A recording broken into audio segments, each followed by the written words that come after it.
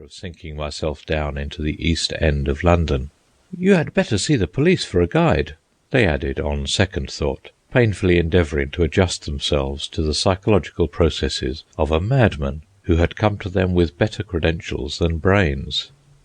"But I don't want to see the police," I protested. "What I wish to do is to go down into the East End and see things for myself. I wish to know how those people are living there, and why they are living there, and what they are living for. In short, I am going to live there myself."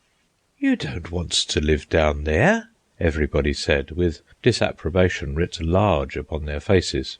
"Why, it is said there are places where a man's life isn't worth twopence." "The very places I wish to see," I broke in. "But you can't, you know," was the unfailing rejoinder. "Which is not what I came to see you about," I answered brusquely, somewhat nettled by their incomprehension. "I am a stranger here, and I want you to tell me what you know of the East End, in order that I may have something to start on." "But we know nothing of the East End. It is over there somewhere." And they waved their hands vaguely in the direction where the sun, on rare occasions, may be seen to rise. "Then I shall go to Cook's," I announced. "Oh, yes," they said with relief. "Cook's will be sure to know."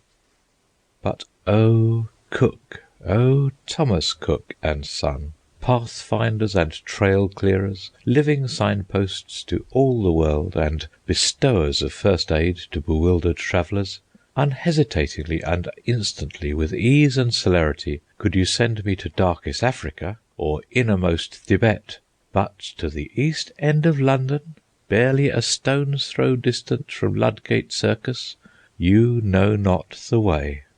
"You can't do it, you know," said the human emporium of roots and fares at Cook's Cheapside branch. "It is so unusual.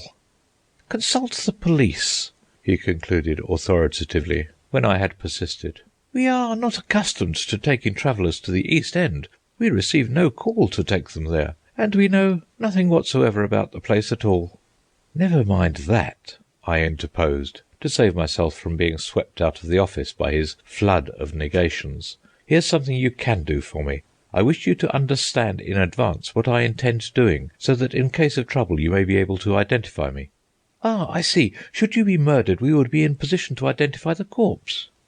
He said it so cheerfully and cold-bloodedly that on the instant I saw my stark and mutilated cadaver stretched upon a slab where cool waters trickle ceaselessly, and him I saw bending over and sadly and patiently identifying it as the body of the insane American who would see the East End. "No, no," I answered, "merely to identify me in case I get into a scrape with the bobbies." This last I said with a thrill. Truly I was gripping hold of the vernacular. "That," he said, "is a matter for the consideration of the Chief Office. It is so unprecedented, you know," he added apologetically. The man at the Chief Office hemmed and hawed. "We make it a rule," he explained, "to give no information concerning our clients." "But in this case," I urged, "it is the client who requests you to give the information concerning himself." Again he hemmed and hawed. "Of course," I hastily anticipated, "I know it is unprecedented, but as I was about to remark," he went on steadily, "it is unprecedented, and I don't think we can do anything for you." However, I departed with the address of a detective who lived in the East End, and took my way to the American Consul General. And here at last I found a man with whom I could do business. There was no hemming and hawing, no lifted brows, open incredulity, or blank amazement. In 1 minute I explained myself and my project, which he accepted as a matter of course.